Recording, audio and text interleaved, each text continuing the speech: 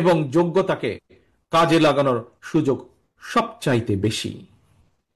এবং এই কারণেই বিএনপি বিশেষ করে তরুণ প্রজন্মের সামনে একাধিক ভাষা শেখার সুযোগ তৈরি করে দিতে চায়।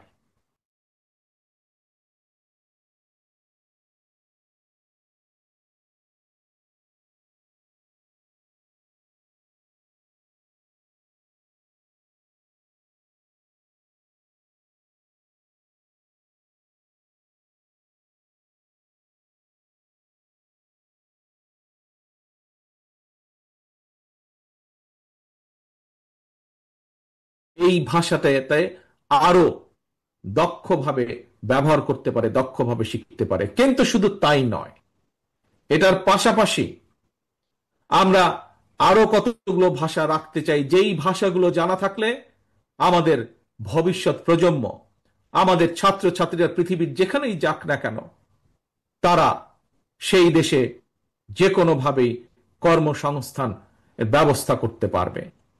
আমরা কিছু কিছু কিছু ভাষা আমরা ইন্ট্রোডিউস করব।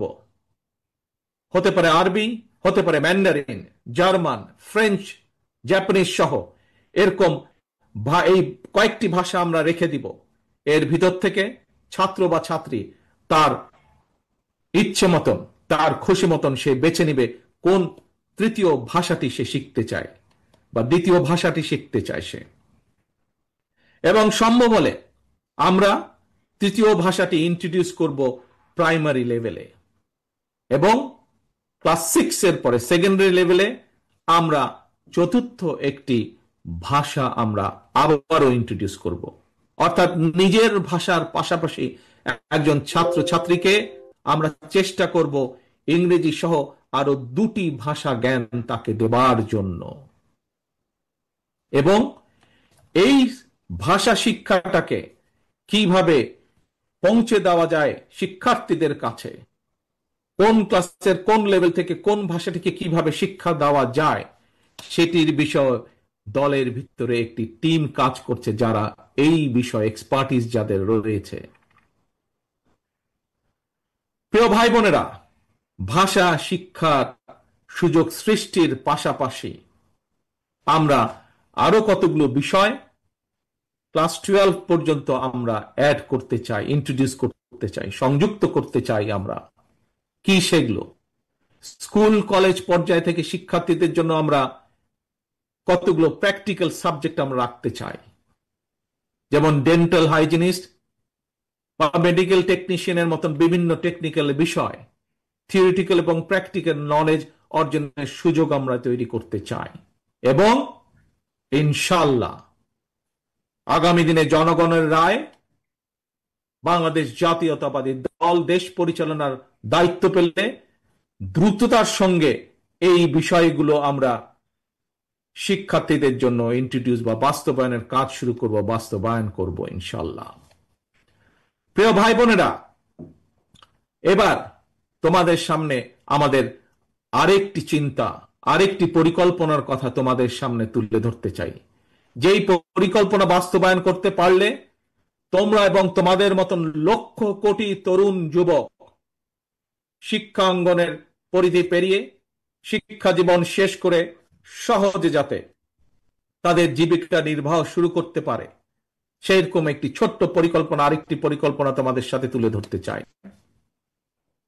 তোমরা জানো সারা বিশ্বে বর্তমানে অনলাইনে কেনাকাটা হয়, এবং জনপ্রিয়তা পাওয়ার কারণে অ্যামাজন, আলিবাবা, এই ধরনের ইবে, এই ধরনের বিশ্ববিখ্যাত ই কমার্স প্ল্যাটফর্মে হাজারো পণ্যের চাহিদা বেড়েই চলেছে প্রতিদিন। আমরা এই সুযোগটাকে কাজে লাগাতে চাই। এই সুযোগে দেশে আন্তর্জাতিক মানের ক্ষুদ্র ক্ষুদ্র ক্ষুদ্র অনেক এবং মাঝারি শিল্পের উৎপাদন বাড়িয়ে বিশ্ববিখ্যাত এই সকল ই কমার্স প্ল্যাটফর্মে বাংলাদেশে তৈরি পণ্য সরবরাহ করতে চাই। এবং এটি কোনো অসম্ভব ব্যাপার নয়। এরই মধ্যে এই সব প্ল্যাটফর্মে যারা কাজ করেন সেরকম কিছু মানুষের সাথে আমার কথা হয়েছে। আমরা যদি বাংলাদেশে এই জিনিসগুলো তৈরি করতে পারি, তাহলে তারা প্রস্তুত আছে বাংলাদেশ থেকে নিতে।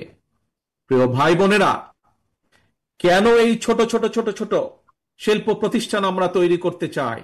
আমরা তৈরি করতে চাই তোমাদের জন্য।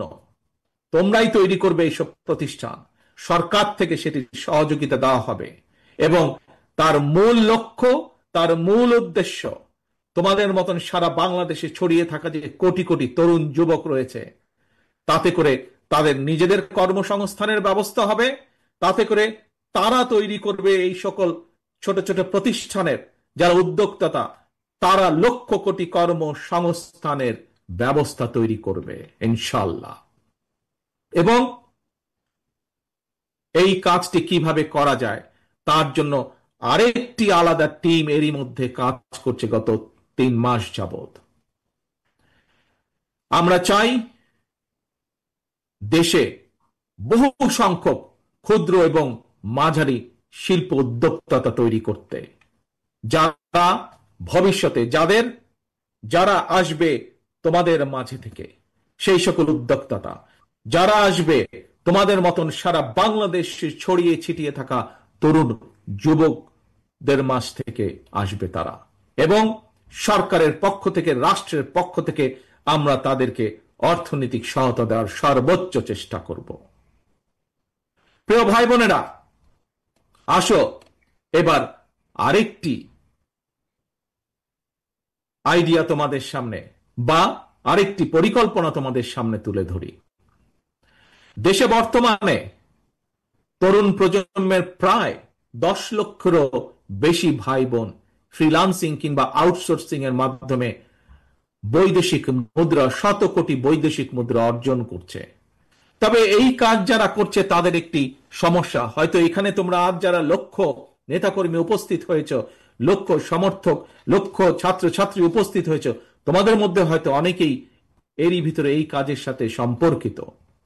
যারা এই কাজের সাথে সম্পর্কিত এবং যারা হতে চাইছে কিন্তু হতে পারছে না, একটি সমস্যা সকলেই ফেস করছে। কি সেই সমস্যাটি? এই যে তারা যাদের কাজ করছে, তারা তাদের যে পাওনা টাকা পাঠাচ্ছে বৈদেশিক মুদ্রায়, এটি দেশে আনা সম্ভব হচ্ছে না, অর্থাৎ আন্তর্জাতিক গেটওয়ের একটি সমস্যা হচ্ছে। এই সমস্যা সমাধানের জন্য আমরা এরই ভিতরে সংশ্লিষ্ট যে পেপাল আছে, স্ট্রাইপ আছে, ওয়াইজ আছে, তাদের সঙ্গে আমরা এরই মধ্যে কথা বলেছি, এবং এরই মধ্যে কথা বলার মাধ্যমে আমরা অন্তত এতটুকু আসতে পেরেছি যে ইনশাল্লাহ আমরা সরকার গঠনে সক্ষম হলে জনগণের সমর্থন নিয়ে দ্রুততার সাথে আমরা এই সমস্যাটির সমাধান করতে পারবো ইনশাল্লাহ। তার ফলে যারা এই কাজের সাথে সম্পর্কিত তারা যেমন সুবিধা পাবে, নতুন করে আরো মানুষ এই কাজের সাথে সম্পর্কিত হতে পারবে। প্রিয় ভাই বোনেরা, স্বাধীনতার ঘোষক শহীদ রাষ্ট্রপতি জিয়াউর রহমান দেশে স্বনির্ভরতা এবং উৎপাদনের রাজনীতি চালু করেছিলেন। মাদার অব ডেমোক্রেসি দেশনেত্রী বেগম খালেদা জিয়া দেশে নারী শিক্ষার প্রসার ঘটিয়েছিলেন। স্বনির্ভর জনগণ, স্বনির্ভর বাংলাদেশ, এটা গঠনের ধারাবাহিকতায় বিএনপি বর্তমানে দেশে বিদেশে কর্মসংস্থান সৃষ্টি এবং নিরাপদ কর্ম পরিবেশ নিশ্চিত করার রাজনৈতিক কর্মসূচি এবং পরিকল্পনা গ্রহণ করছে। এর মধ্যে কয়েকটি প্ল্যান প্রোগ্রাম আমি তোমাদের সামনে তুলে ধরেছি। এর বাইরেও আমরা কৃষি, ক্রীড়া, স্বাস্থ্য, পরিবেশ সহ প্রতিটি সেক্টরে সুনির্দিষ্ট পরিকল্পনা নিয়ে আমরা কাজ করছি। তবে সকল কর্ম পরিকল্পনা যদি যথাযথভাবে বাস্তবায়ন করতে হয়, তার জন্য প্রয়োজন তারুণ্য নির্ভর একদল মেধাবী মানুষ। আমি আজ দৃঢ়ভাবে বিশ্বাস করি এই সকল মেধাবী মানুষ আজকে আমার সামনে যারা লক্ষ লক্ষ ভাই বোনেরা উপস্থিত, তোমাদের মধ্যে এবং তোমাদের মতন যারা সারা বাংলাদেশে তরুণরা ছড়িয়ে ছিটিয়ে রয়েছে, তোমাদের ভিতরে রয়েছে। প্রিয় ভাই বোনেরা, পলাতক স্বৈরাচার মুক্ত বাংলাদেশে প্রচলিত প্রথাগত ছাত্র রাজনীতির গুণগত পরিবর্তন হওয়া দরকার। জাতীয় রাজনীতি সম্পর্কে সচেতন থাকার পাশাপাশি প্রতিটি ক্যাম্পাসের সমস্যা সম্ভাবনা নিয়ে শিক্ষার্থী এবং ছাত্র সংগঠনগুলোকে সোচ্চার থাকা জরুরি। আগামীর বাংলাদেশে একটি জ্ঞান এবং মেধাভিত্তিক শাসন প্রশাসনের জন্য তোমরা তোমাদের নিজেদেরকে যোগ্যতম হিসেবে গড়ে তোলার প্রতিজ্ঞা করতে হবে। জ্ঞান অর্জন আর লেখাপড়াই হতে হবে তোমাদের প্রথম এবং প্রধান অগ্রাধিকার। প্রিয় ভাই বোনেরা, প্রিয় বন্ধুরা, তোমরা যাতে নিরাপদ এবং সুন্দর পরিবেশে লেখাপড়া করতে পারো, এজন্য তোমাদের জন্য ক্যাম্পাসের নিরাপত্তা এবং সুযোগ সুবিধা বাড়ানো প্রয়োজন বলে আমরা মনে করি। লাইব্রেরিগুলোকে মডার্নাইজ করা, অনলাইন এবং অফলাইনে লাইব্রেরি কেন্দ্রিক বহুমুখী শিক্ষার সুযোগ চালু করা প্রয়োজন। আমি বিশ্বাস করি শিক্ষার্থী এবং শিক্ষা ব্যবস্থার উন্নয়নে যেই অর্থ রাষ্ট্র বরাদ্দ করে, যেই অর্থ রাষ্ট্র খরচ করে, সেটি কোনো ব্যয় নয়, বরং শিক্ষার্থী এবং শিক্ষা ব্যবস্থার উন্নয়নে যেই অর্থ ব্যয় করা হয় সেটিকে আমি বিনিয়োগ হিসাবে দেখি, রাষ্ট্রের বিনিয়োগ হিসাবে দেখি, ভবিষ্যৎ নির্মাণের বিনিয়োগ হিসাবে আমি এটিকে দেখি। প্রিয় ভাই বোনেরা, দেশকে তাবেদার রাষ্ট্রে পরিণত করে রাখতে বিগত ১.৫ দশকে ফ্যাসিস্ট চক্র দেশের শিক্ষা ব্যবস্থাকে ধ্বংস করে দিয়েছিল, যার সাক্ষী তোমরা নিজেরাই। নানা অপকৌশলে আশ্রয় নিয়েছিল। শিক্ষার্থীদের নিরাপত্তা নিশ্চিত করার পরিবর্তে শিক্ষাঙ্গনকে সন্ত্রাসীদের নিরাপদ আস্তানা হিসাবে ব্যবহার করেছিল তারা। প্রিয় ভাই বোনেরা, আজ এই মুহূর্তে লক্ষ লক্ষ তোমরা আজ শাহবাগে যেখানে এই সমাবেশে তোমরা বসেছ, যেখানে এই সমাবেশ অনুষ্ঠিত হচ্ছে, এর পাশেই কিন্তু খুব সম্ভব তোমাদের হাতের বাম পাশে হবে বোধহয়, হাতের বাম পাশে অর্থাৎ মঞ্চে যারা বসে আছেন তাদের ডান পাশে, মঞ্চের সামনে তোমরা যারা বসে আছো খুব সম্ভব তোমাদের হাতের বাম পাশে ঢাকা বিশ্ববিদ্যালয়, ঐতিহাসিক ঢাকা বিশ্ববিদ্যালয়। এই ঢাকা বিশ্ববিদ্যালয়ের সঙ্গে ইতিহাস জড়িয়ে আছে বাংলাদেশের গৌরবোজ্জ্বল ইতিহাস, ঐতিহ্য, মুক্তিযুদ্ধ। ফ্যাসিবাদ শাসন আমলে ভিন্ন দল ভিন্ন মতের শিক্ষার্থীদের জন্য এই ঢাকা বিশ্ববিদ্যালয়ের ক্যাম্পাসগুলোকে সেই সময় কনসেন্ট্রেশন ক্যাম্পে পরিণত করা হয়েছিল। বর্তমানে যারা এই ঢাকা বিশ্ববিদ্যালয়ের শিক্ষার্থী, তাদের সামনে এই ক্যাম্পাসকে জ্ঞান চর্চা এবং গবেষণার একটি নিরাপদ ভূমি হিসাবে প্রতিষ্ঠার সুযোগ এসেছে। প্রাচ্যের অক্সফোর্ড খ্যাত এই বিশ্ববিদ্যালয়ের গৌরবজনক ইতিহাস আবারও ছড়িয়ে দিতে হবে তোমাদের যারা উত্তরসূরি শিক্ষার্থী তাদের মনের ভিতরে। ঢাকা বিশ্ববিদ্যালয় ছাত্র দলের নেতাকর্মী এবং কিছু সংখ্যক শিক্ষার্থীর সঙ্গে আমি সরাসরি কথা বলেছি।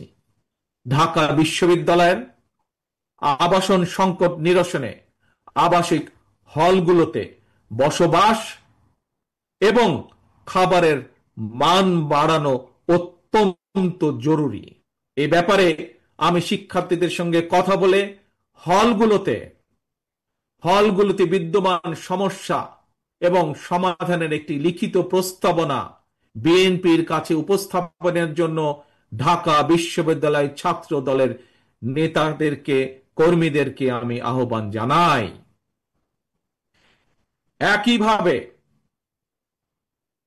একইভাবে দেশের অন্য বিশ্ববিদ্যালয়গুলোর শিক্ষক শিক্ষার্থীদের সঙ্গে কথা বলে সেই সব বিশ্ববিদ্যালয় সমস্যা এবং সম্ভাবনা নিয়ে সুপারিশ সহ রিপোর্ট তৈরি করার জন্য ইতিমধ্যেই বিএনপির পক্ষ থেকে ছাত্র দলের সংশ্লিষ্ট নেতৃত্বকে নির্দেশনা দেওয়া হয়েছে। সারা দেশের শিক্ষার্থী জাতীয়তাবাদী ছাত্র দলের নেতা কর্মী এবং তরুণ প্রজন্মের ভাই বোনেরা, তোমাদের এই সমাবেশে এবং তোমাদের মাধ্যমে সারা দেশে শিক্ষার্থী এবং তরুণ প্রজন্মের সামনে বিএনপির গৃহীত কয়টি প্ল্যান প্রোগ্রাম তুলে ধরার অবশ্যই একটি উদ্দেশ্য রয়েছে। কি সেই উদ্দেশ্য, কি সেই লক্ষ্য? সেটি হলো, আমাদের প্রত্যেকেরই মা রয়েছে। একজন মায়ের চোখে বাংলাদেশ যেমন, অর্থাৎ আগামী দিনে আমরা নবীন এবং প্রবীণ সবাই মিলে তেমন একটি বাংলাদেশ গড়তে চাই। আমরা একজন মায়ের চোখে যেমন বাংলাদেশ, তেমন একটি বাংলাদেশ আমরা গড়ে তুলতে চাই, নবীন এবং প্রবীণ সকলে মিলে। প্রিয় ভাই বোনেরা,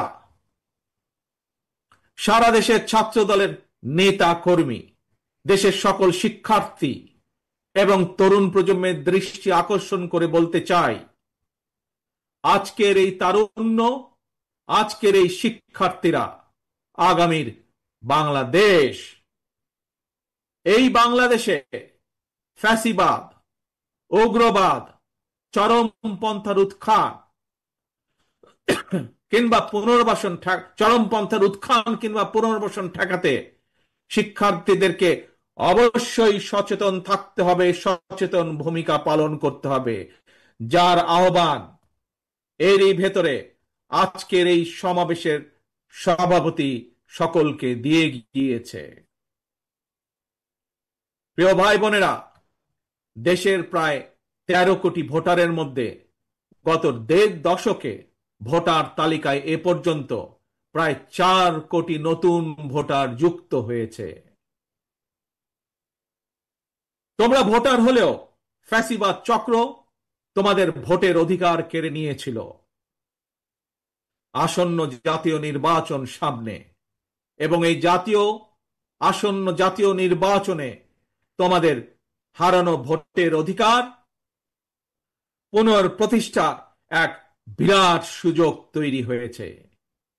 এই সুযোগকে কাজে লাগিয়ে স্বাবলম্বী বাংলাদেশ গড়ার লক্ষ্যে বিএনপির গৃহীত পরিকল্পনা বাস্তবায়ন করার জন্য পলাতক স্বৈরাচারের শাসন আমলে গত 1.5 দশকে ভোট প্রয়োগের অধিকার বঞ্চিত 3.5 কোটি ভোটার সহ সবার সমর্থন এবং সহযোগিতা চাই।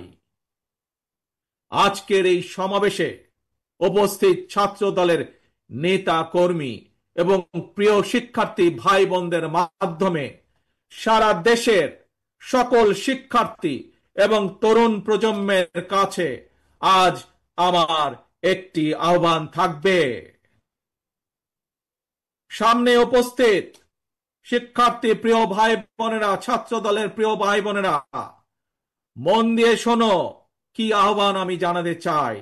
তারপরে আমার এই আহ্বানের কথা ছড়িয়ে দাও তোমাদের সকল শিক্ষার্থী, সারা সমগ্র বাংলাদেশে ছড়িয়ে ছিটিয়ে থাকা সকল শিক্ষার্থী, সকল আগামীর বাংলাদেশ ভবিষ্যৎ প্রজন্মের কাছে যারা নতুন ভোটার, তাদের সকলের কাছে আমার এই আহ্বান ছড়িয়ে দিবে। পারবে ছড়িয়ে দিতে? পারবে আমার আহ্বান ছড়িয়ে দিতে? আসো তাহলে বলি আমি কি সেই আহ্বান। মন দিয়ে শোনো, প্রথমবার আমি তোমাদেরকে সেই আহ্বানের কথা বলবো, তোমরা পরে আমি বলা শেষ হলে আমার সাথে তোমরা আবার পরবর্তীতে বলবে। কি সেই আহ্বান? তারুণ্যের প্রথম ভোট ধানের শীষের জন্য হোক। কি সেই আহ্বান? তারুণ্যের প্রথম ভোট ধানের শীষের জন্য হোক। তারুণ্যের প্রথম ভোট ধানের শীষের জন্য হোক। আল্লাহ হাফেজ।